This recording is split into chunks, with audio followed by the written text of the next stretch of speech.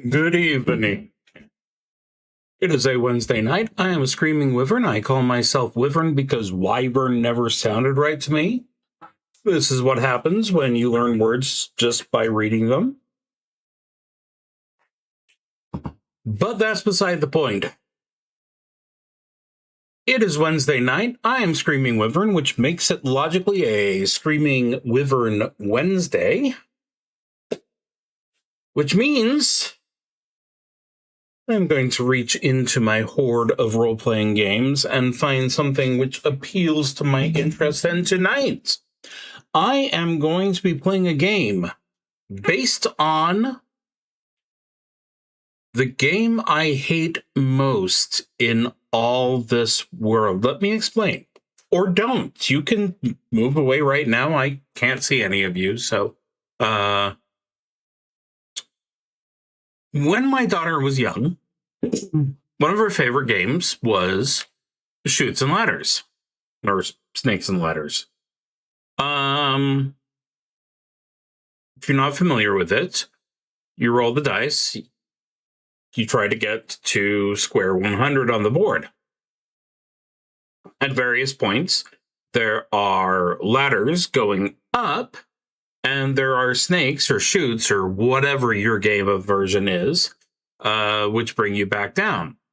Now, what this technically ended up being was an unending loop of we go up, up, up, we hit a snake. We go up, we hit a snake. We go up, we hit a snake, over and over again. And the fact is that at the time, I had some undiagnosed problems, which led me to be rather impatient with things. So after about half an hour of the loop going on and on, I would be driven to insanity, I think is probably the best way of phrasing it. So when I saw a while back that Beth and Angel Make Games was making a game for a Board Games Reimagined game jam, and they specifically pointed out that it was going to be Snakes and Ladders, I immediately screamed in abject terror. And also, I knew that I absolutely had to pick this up and play it. So, I'm going to go ahead and read from their commentary here, which explains that the original is a game devoid of choice or control aside from how you roll the die, and yet it's far more than a roll and move game. The original, created in 2nd century India, is about karma and kama, destiny and desire, and I do not deny I probably butchered the pronunciation, for which I do apologize. The game was intentionally created with far more snakes than ladders. That's MMOs. That has nothing to do with our discussion. Intentionally created with far more snakes than ladders to represent the difficulty of maintaining goodness and how easily desire and wickedness can overcome a person. Each snake represented a vice: drunkenness, disobedience, debt, pride, vulgarity, etc., while the 5 ladders represented virtues: faith, reliability, generosity, knowledge, and... This is going to be bad. Asceticism. Reaching the top of the board represented the pursuit of reaching moksha, essentially a liberation from the cycle of life and death, which was also the aspiration of the players in real life. And then, as the meme goes, it was stolen by Britain. How weird. Something from India was taken to Britain. So,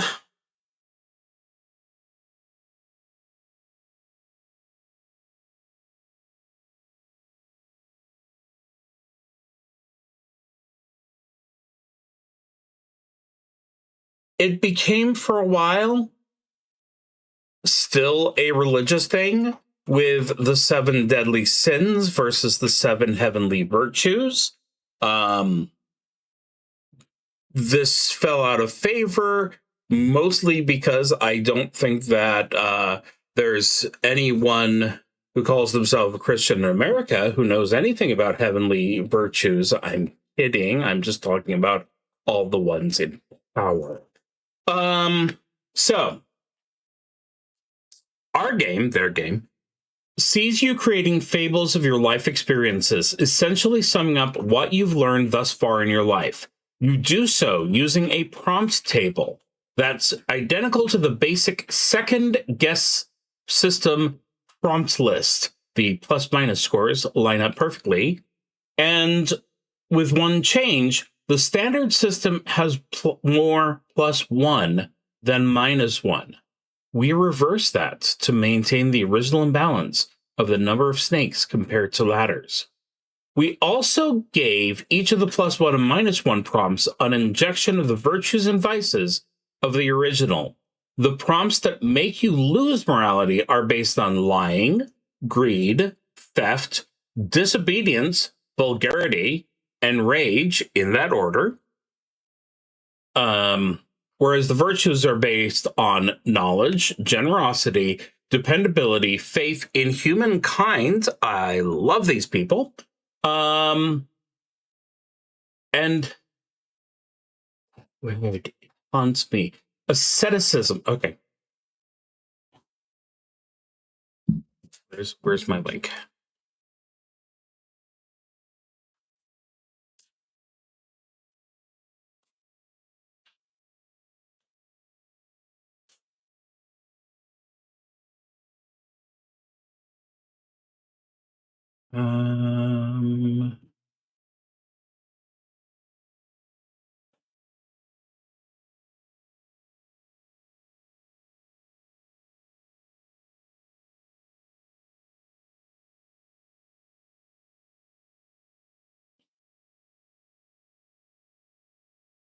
So it's art over function.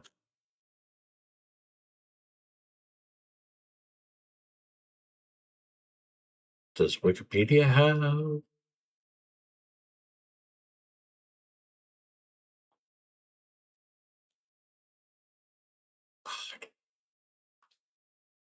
How to write down? I swear to God, this is going to be some. Okay.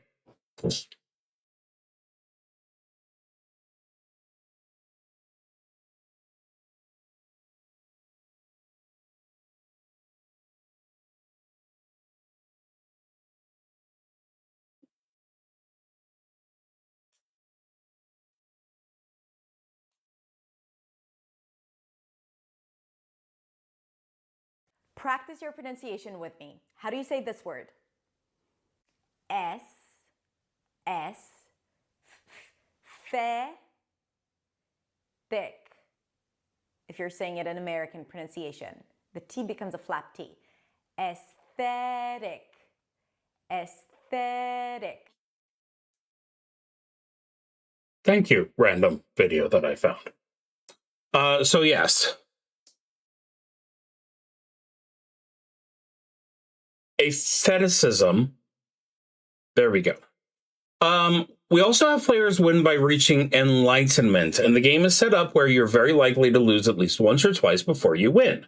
Normally, the system of starting with a certain score and losing by hitting 0 or winning by hitting 6 sees you start with 3. So, of course, we change that to 2 to both reinforce the difficulty of winning and hopefully ensure people will be reawakened at least once before winning.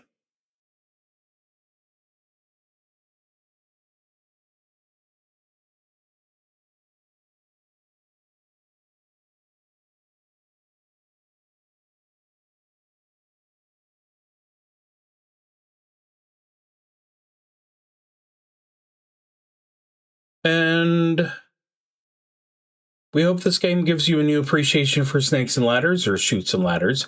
And the lesson found in this, that many of the things we've come to appreciate were born of far more depth and imagination, and then stolen by rich white dudes and corrupted into something that's missing all the importance, often while erasing the original in the process.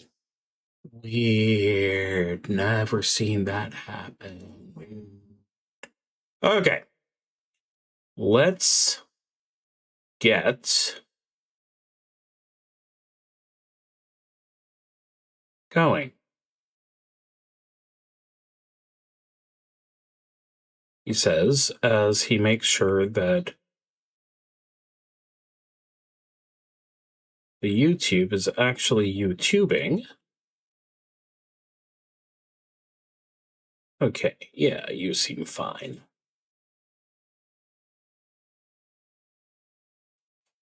So, this is my beloved tabletop simulator. Very useful, especially for my journaling games. Imparting Fables is a solo journaling role-playing game. You'll need something to write with it and on, or something to publicly stream with a D20, which is a standard 20-sided die shown here, and a D6, a standard 6-sided die. I've grabbed myself to Metris. This game is divided into a series of turns known as moments, each of which sees you creating your fable. In each turn, you'll roll the D20 and consult the matching prompt to the right, writing the next part of your fable. Write each entry on a new line along with the number you rolled. I am absolutely going to keep track of that, however, because that is important. So there is a twist functionality. We'll deal with that when we get to it. Your morality is a score representing how moral your main character is, their ability to determine right from wrong and to live life well. The higher this morality score is, the more morality they have. Thematically, this can be affected by their actions or those around them. At the end of each turn, check your morality. If it's 0 or below, you fail to grasp one of the meanings of life and haven't yet reached enlightenment. Conclude your fable and write down the primary lesson from the fable in bold, proud letters. Then reawaken by reincarnating, escaping the bright light at the end of the tunnel, or waking up from a vivid dream, whatever fits your narrative, and start a new game with a new fable. As you can see, I have a bowl here containing a few coins. I've got 2 coins. Let's go ahead and, just for fun, pointlessly toss a couple more quarters into the bin.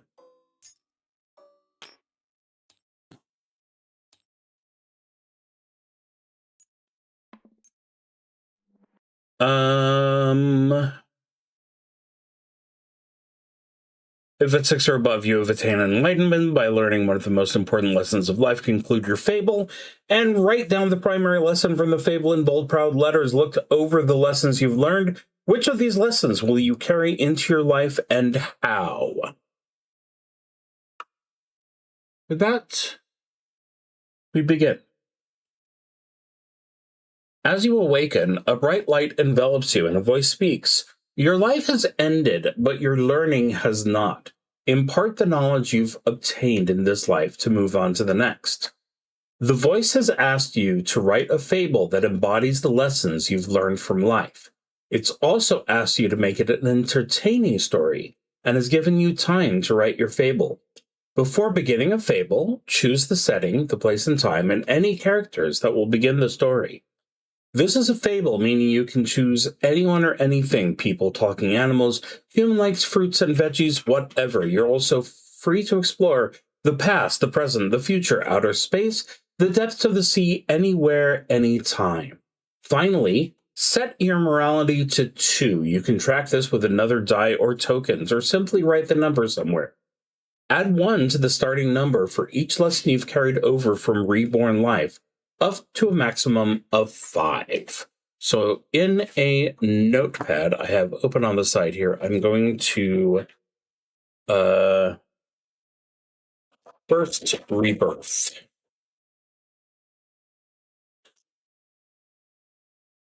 Now, I have been given an inspirational aids sheet here. Whether you want a bit more of a challenge or simply a bit of inspiration, feel free to use your d20 and roll for any number on the table below. So, the fable takes place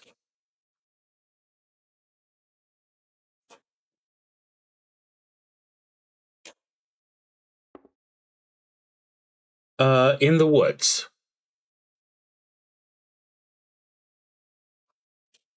A very popular place for stories to start. Let's see. The main character will be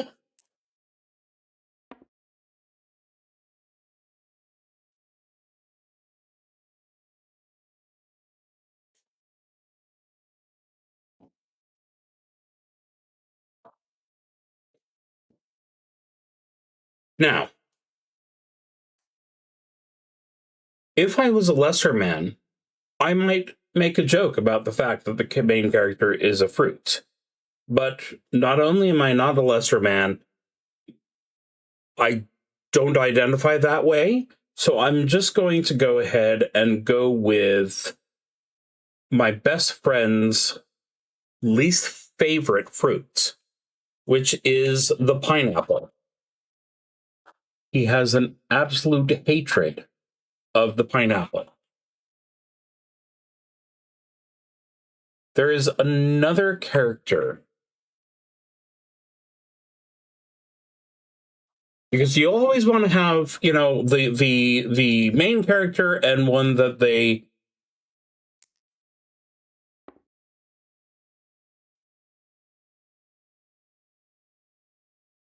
bounce off of. So the second character is a coyote. Those well-known forest coyotes. Let's go ahead and skip objects and just go for predicaments.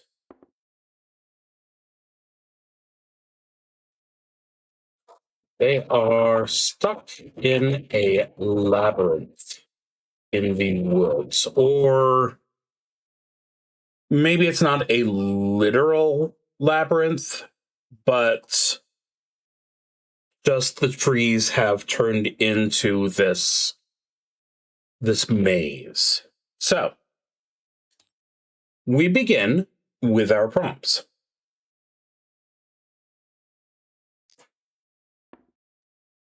Nine. A character is introduced who can do nothing but disagree or argue with others. How do they make the others feel? And this is going to take away one of my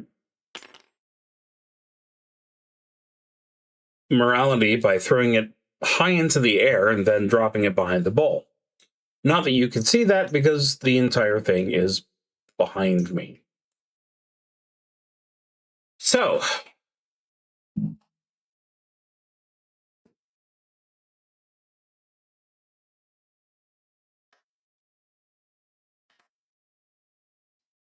Coyote and the Pineapple.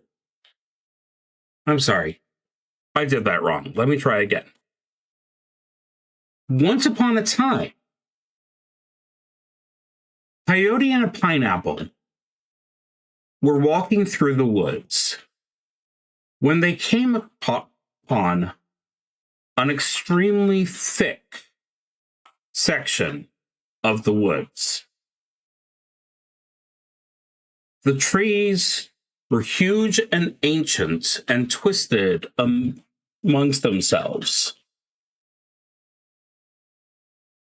And it wasn't long before Coyote and Pineapple discovered that they were lost.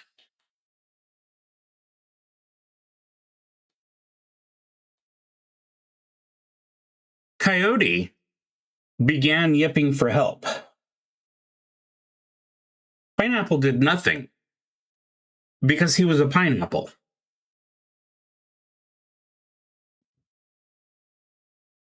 As Coyote and Pineapple tried desperately to find a way out of the labyrinth.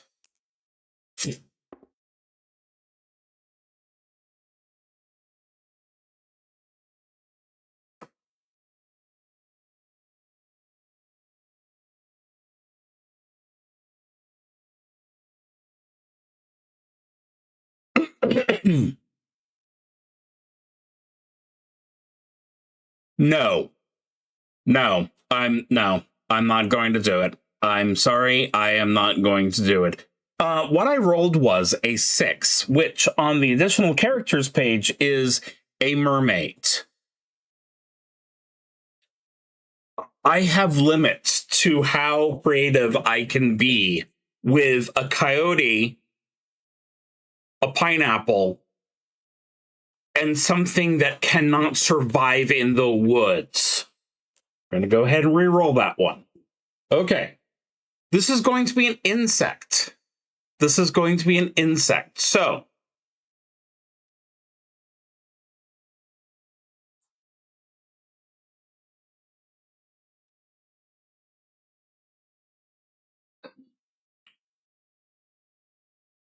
after yipping and yarping for a while, Coyote turned to Pineapple and said, "What are you going to do to help us get out of this situation?" Pineapple just stared back silently. A wasp heard the noise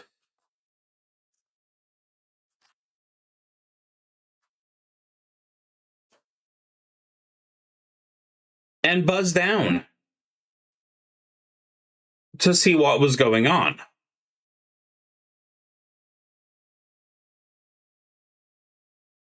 Coyote said, "Oh, friend Wasp,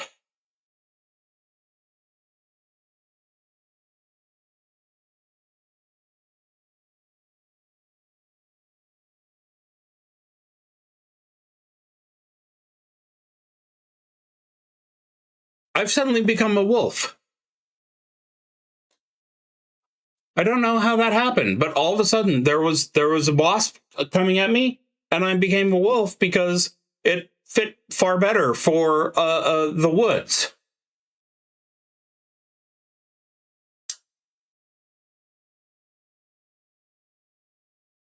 So the wolf said, "Friend Wasp, my friend and I here are lost.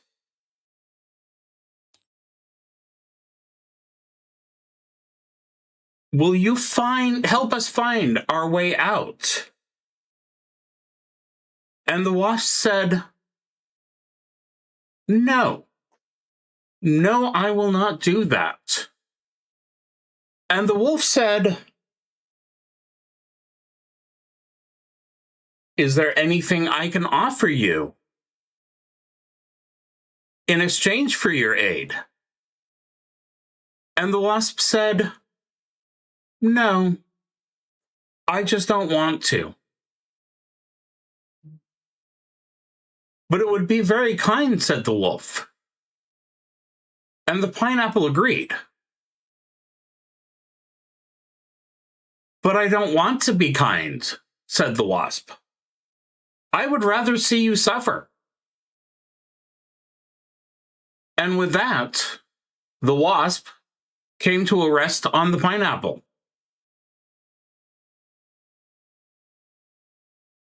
When the wolf tried to pick up the pineapple, the wasp buzzed angrily at it.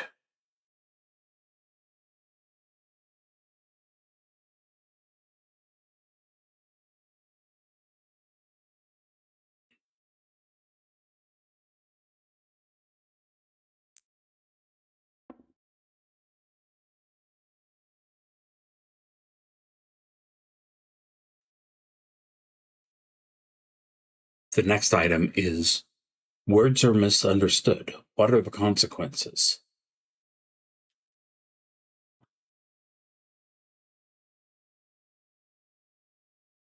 "Pineapple," said Wolf.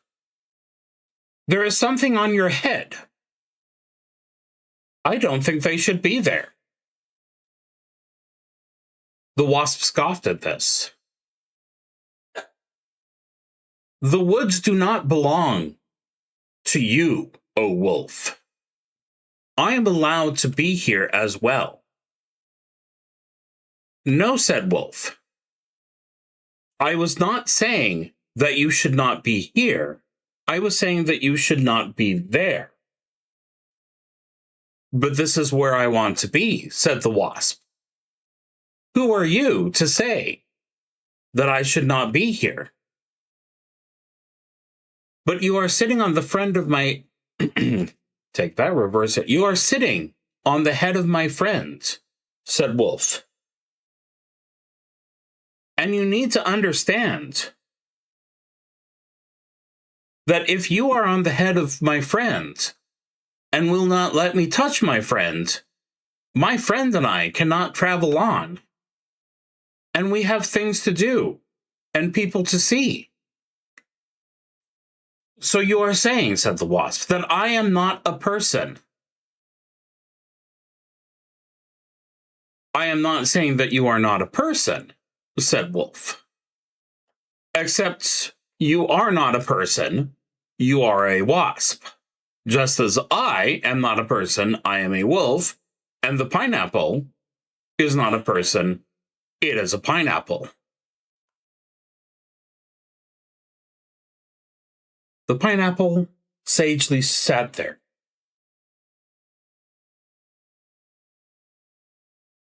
And the wasp continued to buzz angrily. And thus remained for a while the wolf, the pineapple, and the wasp.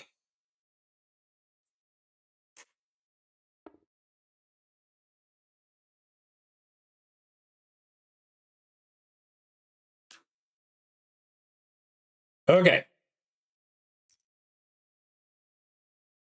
So I have lost my last point of morality, which means that this section of the story will be the end of this particular fable.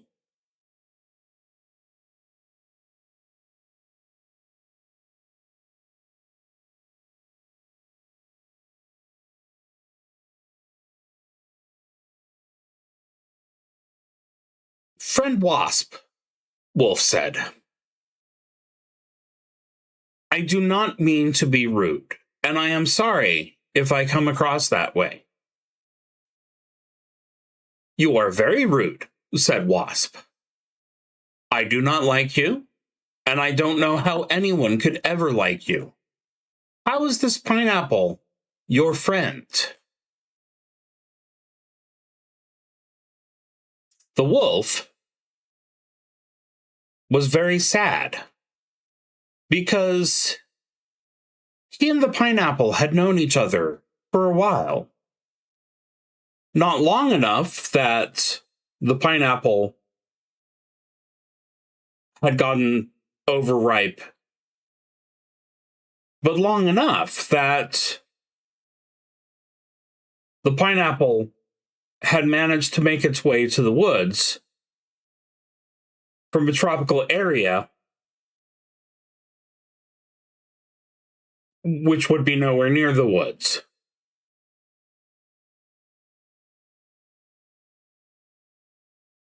And the wolf said, my friend the pineapple needs to return home, so I am going to take him, and if you would not like to help us, then we will simply say, this is where we part ways. No, said Wasp. I am here, and I will not allow you to move your friend the pineapple as long as I am on here. So Wolf, finally, having enough, said, if that is what you must do, then I must do what I must do. And he picked up an extremely large stick. And he said, sadly, Friend Wasp, I am asking you one more time to leave my friend alone.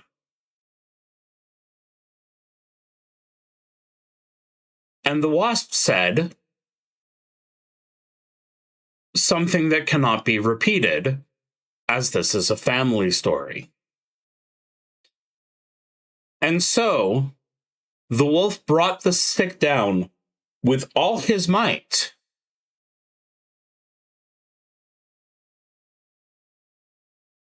And the wasp flew away laughing as the stick crushed the pineapple. With the wasp gone and his friend gone, the wolf wept, for now he was alone. And the moral of the story is always have friends you can eat if the worst happens.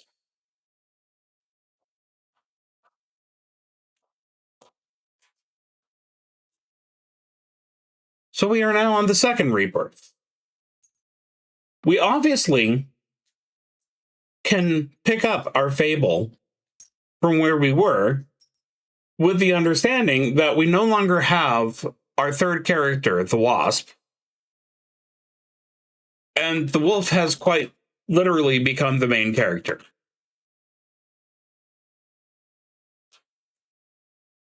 And the old main character has become a snack. So,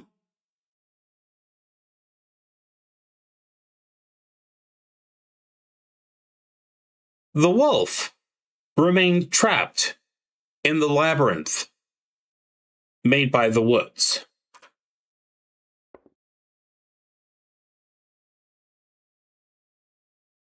Something is found to be missing. Who took it? Why?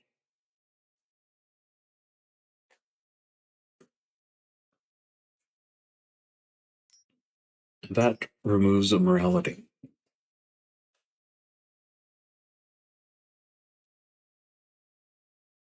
It is getting dark, said Wolf. And then Wolf remembered that he always carried a flashlight with him. Because when you are friends with pineapples, flashlights seem like an extremely reasonable thing to have.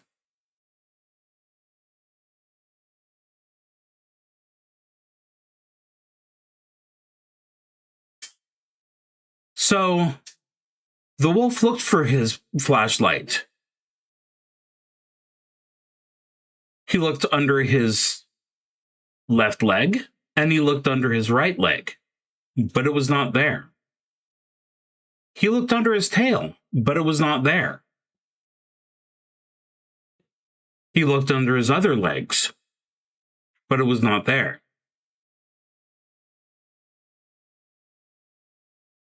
And Wolf said, Lena, don't forget there's fajitas for you.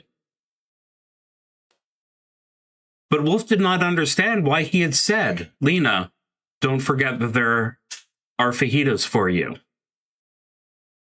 And he realized that this strange Lena person, who he had never heard of before, but had now offered fajitas to, was clearly the one who took his flashlight.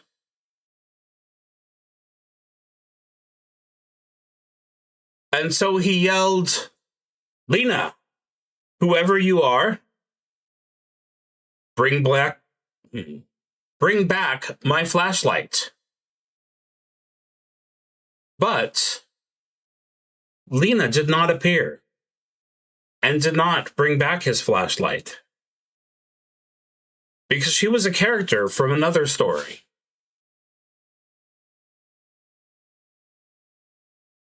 And in his rage, the wolf found himself with low blood sugar and had no choice but to eat his old friend, the pineapple.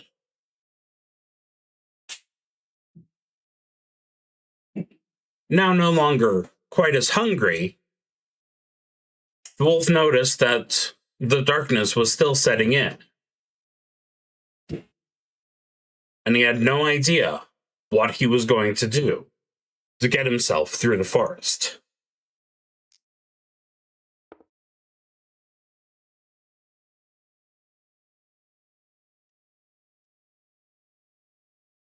Someone needs help, and it's given, at great cost to the person helping. What was the struggle, and what did all parties gain from it?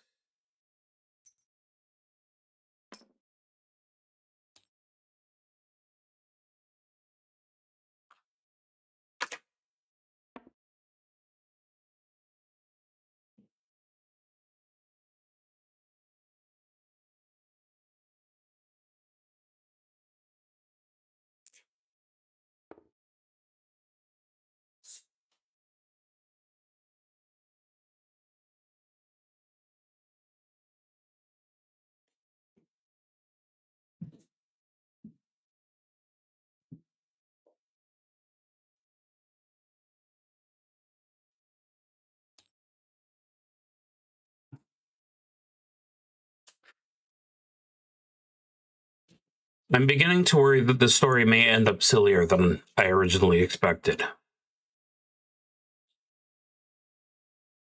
So, with no friend and no flashlight, Wolf had no choice but to fumble around in the dark, trying to find a way out.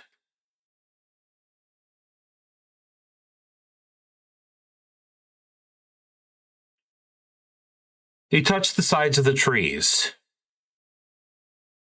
until he could find a path between them. And remembering what he had once been told about labyrinths, he listened for a minotaur. But the other thing that he had heard about labyrinths is that if you always keep a wall on your left, you will eventually make it somewhere. So he kept his side nearest the trees on the left, and he wandered through the forest, through the woods, until he found himself pierced by thorns, but not on his side, on his paws. And he lifted his pierced paw, and he saw that there was a rose stuck to it by its thorns.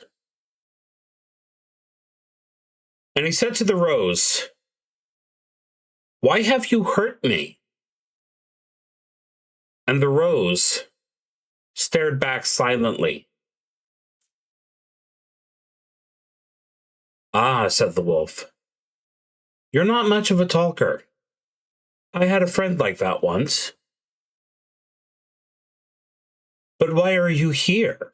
Why are you here in this woods? Were you left behind by someone?" A breeze shook the rose slightly, and it looked like it said yes with its head. "That is tragic," said the wolf, "and I am very sorry that that has happened to you. I am trying to get out of here, and I have no friends to come with me. You are here in the forest, in the woods as well. Would you like me to take you with me, so that you will be left behind no longer?" And a stray wind picked up on the petals, and they shook in a gesture that made the wolf think that they were greatly happy.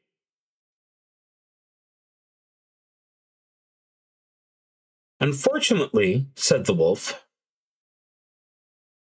"I walk on 4 paws, so I cannot have you in my paw as you are now. but I want to make sure that you are safe. And so the wolf took the rose into his mouth. And although he looked very fashionable with this rose sticking out of one side of its mouth and the stem on the other, he could not keep his tongue away from it, and he cut his tongue, and he could not hold the rose without cutting into his gums. And so the wolf was in great pain, but he was fine with that, because he had a friend again. So in my notes, I'm going to add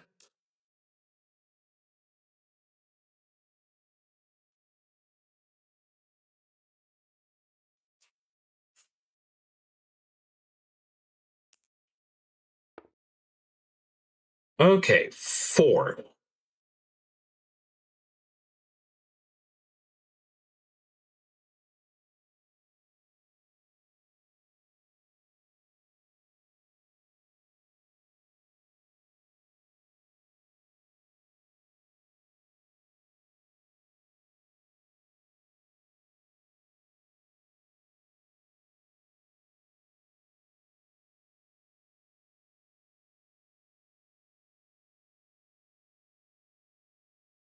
If you roll the same prompt an additional time, a twist occurs. Adjust your morality as normal, but instead of responding to the rolled prompt, reflect on your previous entry for that prompt and weave that into this next moment. Reveal something new about the original or bring something from that prompt in your new line. This is an important message. This is an important moment where you share a vital lesson or insightful introspection.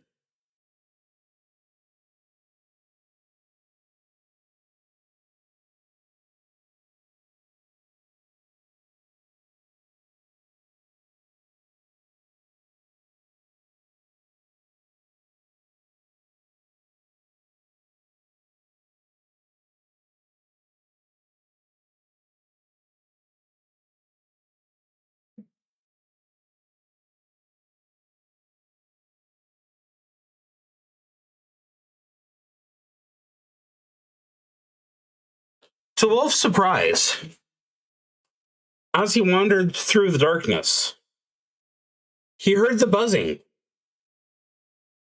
of his friend the wasp.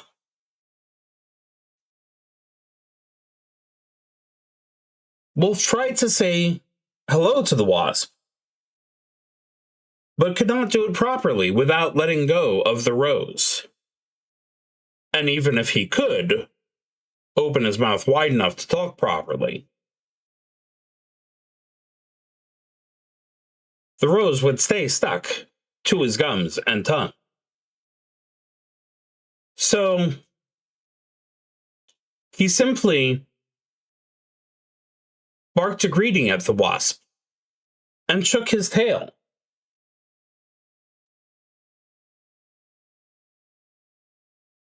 But the wasp was upset by this.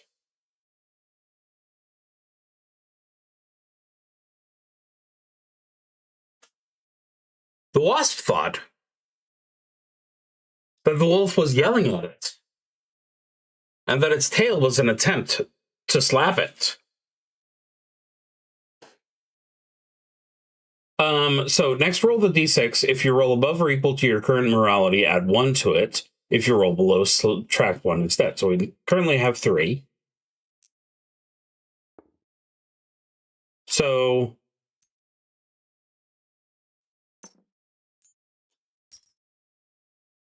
we're actually going to have a good outcome from this.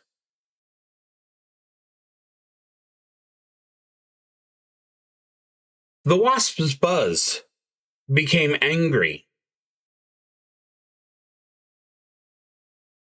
And the wasp and the The wolf said, I know that fell off. And then you go, ha. And the wasp said, what did you say? I mean you, no pub.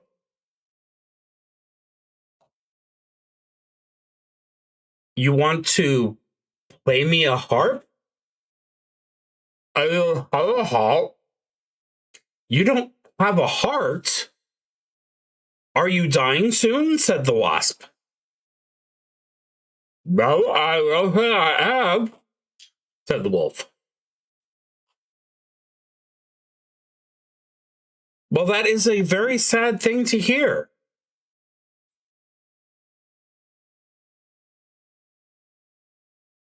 I hope you enjoy your time in the woods with no heart, said the wasp. And it flew away.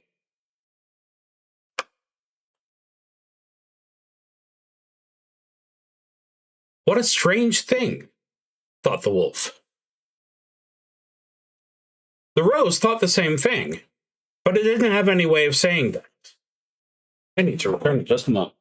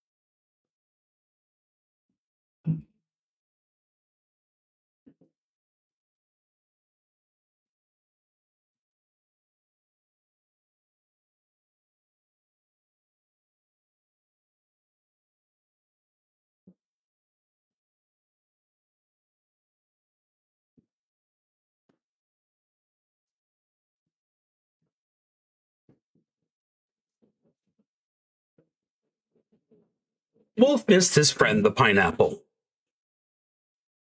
And although his new traveling companion was perfectly fine, she did not seem to have a good idea of how to explore the woods any more than Wolf did.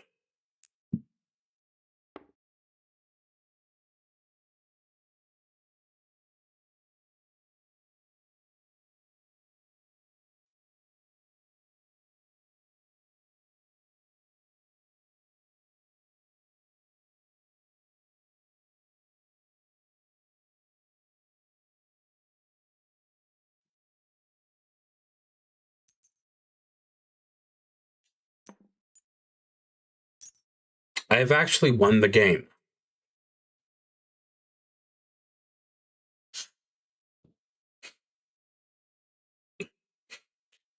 I have achieved enlightenment.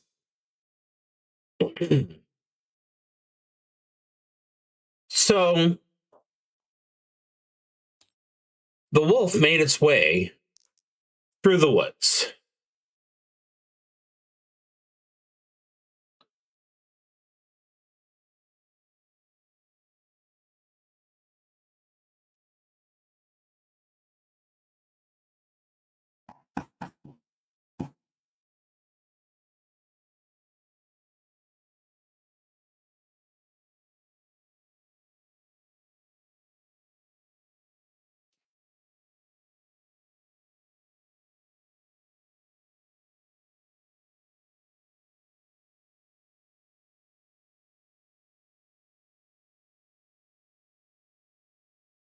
I really expected this to be a deep, thought-provoking experience.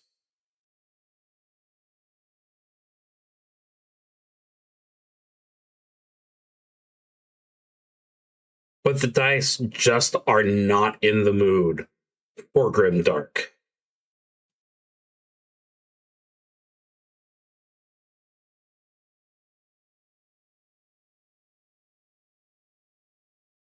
Finally, as Wolf was beginning to grow tired and was beginning to feel sad that he was not going to be able to get his new friend the Rose out of the woods,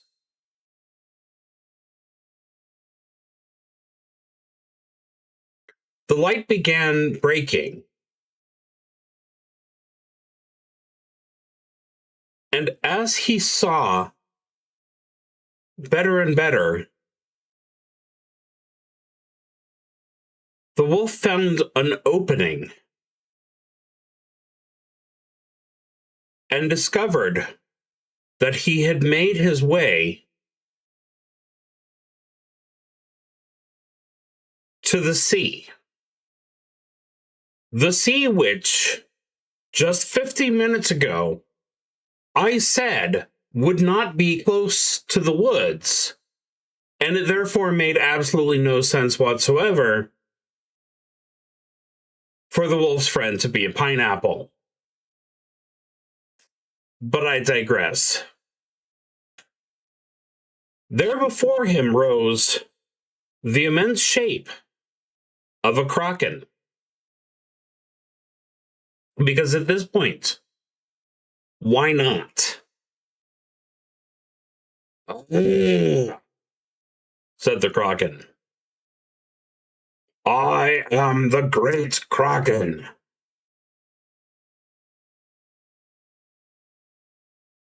The wolf tried to say hello, but could not. So he yipped and wagged his tail. And the kraken, seeing this, performed a movement extremely similar to nodding. Ah, friend wolf, said Kraken.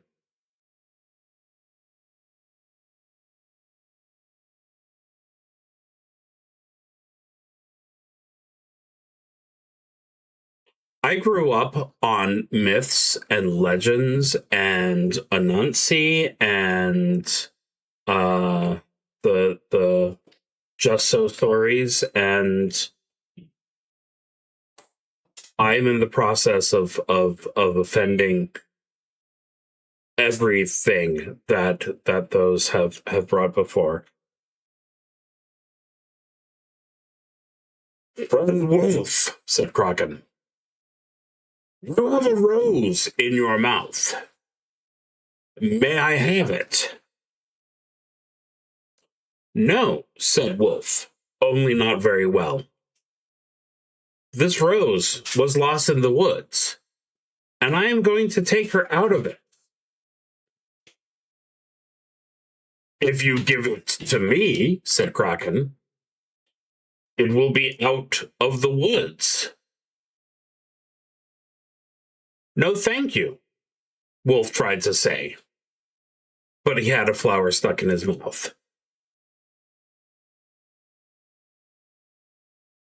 I would rather help this rose find its way out by myself.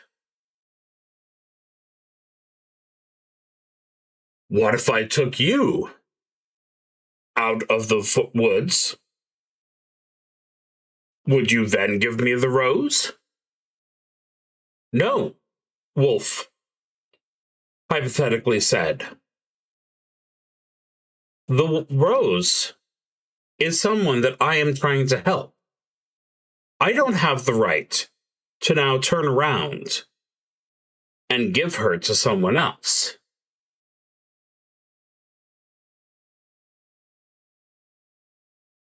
Perhaps I could sweeten the deal. You look like you've had a very long night. Perhaps I could bring you somewhere where you could rest safely, and then you would give me the rose in exchange for it. I cannot do that, said Wolf, who apparently had a telepathic connection to the Kraken at this point.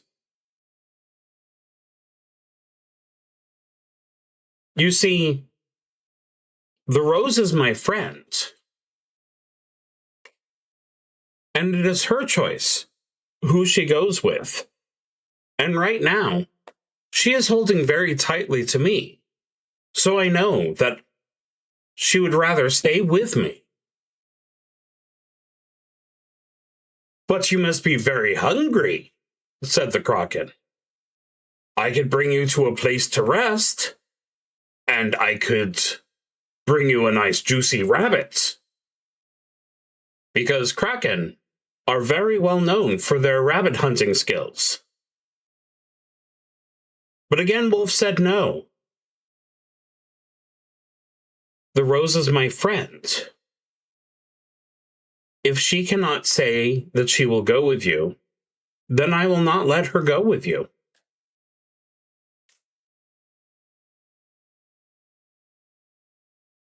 But you are in pain, said the Kraken. I could take that pain away. I could take that pain away in a nice secluded place where you can rest and dine on many fine rabbits. My friend is hurting me accidentally, but it is because she is holding tight to me, because she trusts me. And I will not give her away. Not for all the rabbits you could possibly offer.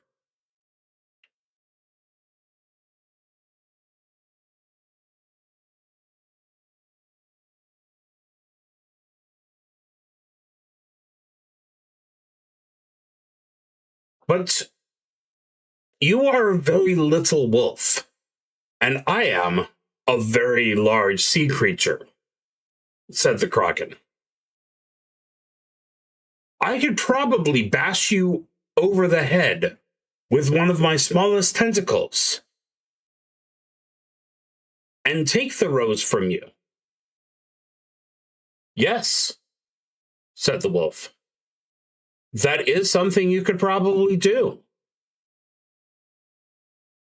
But I have promised several times now that I will not give you the rose without her permission. And if you are considering taking her away, then I will fight to protect her. The Kraken thought on this. You are a very brave and noble wolf, said the Kraken. And you do your friend great justice.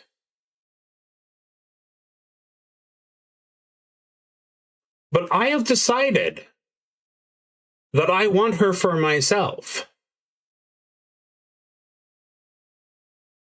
And I have already threatened you with death if you do not give her to me. Are you that willing to lay down your life for your friend? And the wolf said, if that is how it must be, then that is how it must be. And so the Kraken smacked the wolf over the head with one of its smallest tentacles and took the rose from the limp corpse of the wolf. Because it's a Kraken. And I think we can safely say that the moral of the story is, if you find yourself lost in a labyrinth of trees, and that labyrinth leads you to a place by the sea where a Kraken lies in wait, run, because it's a Kraken. And somehow, that has been what I needed to achieve enlightenment. It seems like an extremely specific life lesson, which is not going to be something that I can pass down.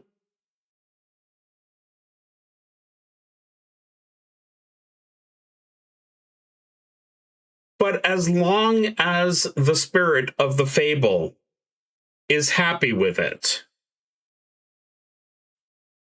that's all that really matters,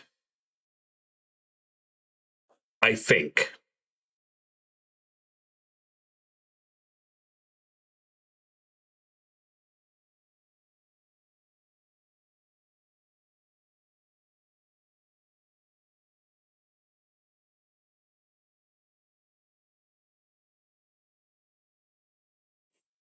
Yeah.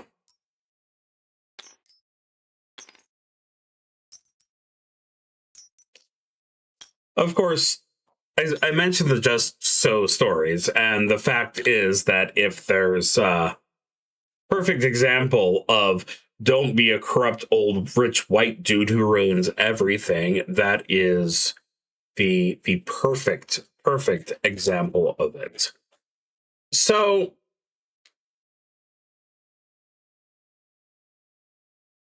let's try a second story. One that will hopefully not. I will do it with less randomness.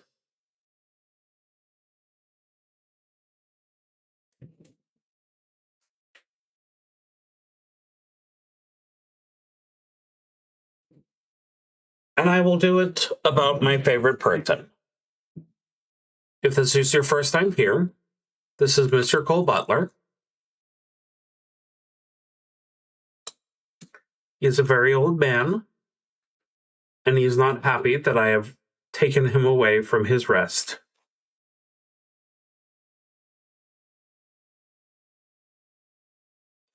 You want to speak to the microphone?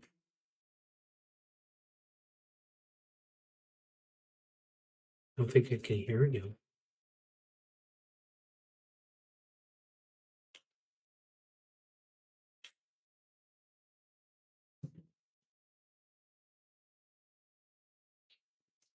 So one day when Mr. Cole Butler was napping,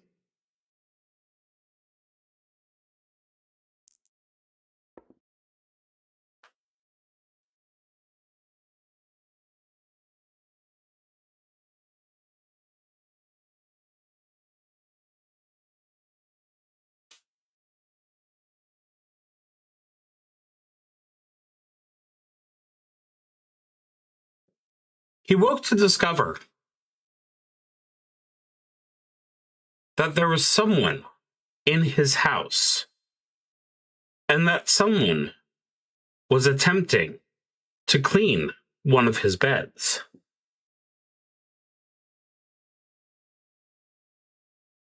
And Cole was not happy with this. So he decided to growl. And he growled and he growled. And then he looked at me, wondering why I picked him up if I'm not going to keep him.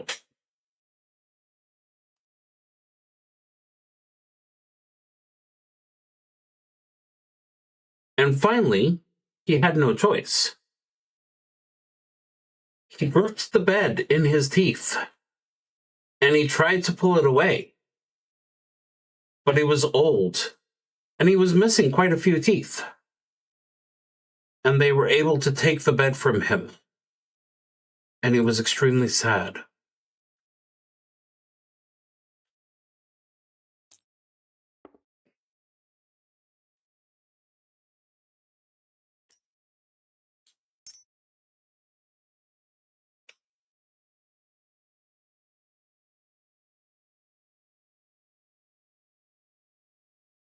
In his rage over his bed being so rudely treated, Mr. Cole said a word, and the word sounded like this.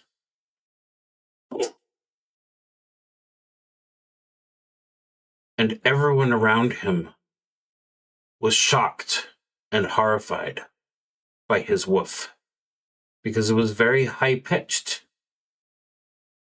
and made people's ears hurt.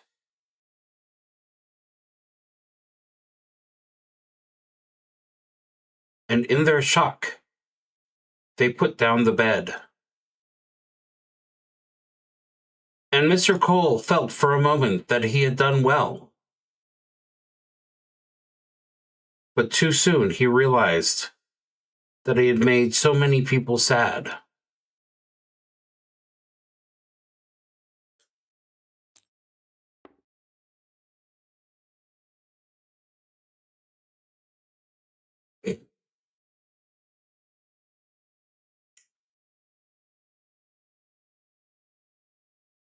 But then he realized that he hadn't had dinner yet. And since dinner hadn't appeared, and there was a person trying to clean his bed, he said the rude woofing noise many, many more times. And finally, the big human who was supposed to feed him brought his food. And then the cat came over. And the cat said, "I would like some of your food." And Mr. Cole said, "Didn't you get your own food?" And the cat said, "I have, but I have finished it, and now I am hungry again." And Cole nodded, because he knew what that was like. So he let the cat have some of his food, and they ate together.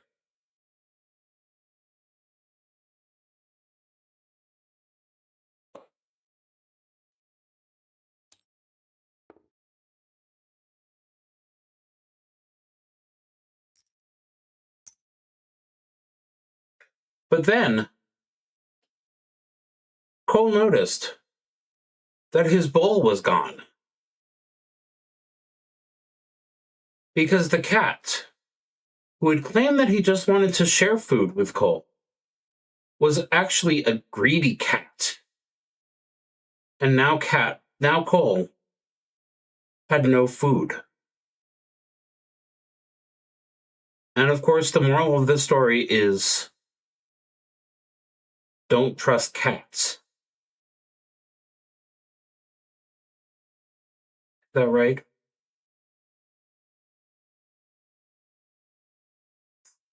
That's kind of based on a true story, because Mr. Cole's friend the cat has started whapping him whenever he gets in the way, which is whenever Cole starts sniffing at him, which of course Cole likes to do constantly. So yeah, that was a much grimmer and darker tale, because the cat ate all of Cole's food. And that's extremely upsetting. So I think that makes up for some of the tomfoolery which happened in the original story. So with that in mind, I'm going to bring tonight's game to an end slightly earlier, but I apparently have someone to spend time with. I hope you enjoyed the heartwarming story of the wolf, whose friend was a pineapple who got lost in the woods, taunted by a wasp, and ended up being smacked upside the head by a kraken.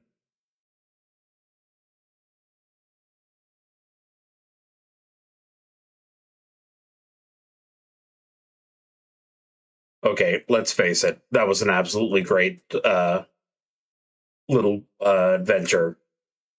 So, beth-n-angel-make-games.itch.io is their site.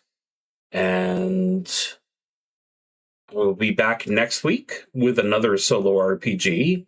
I've got a couple in mind. But for now, good night, and as always, be one of the good ones.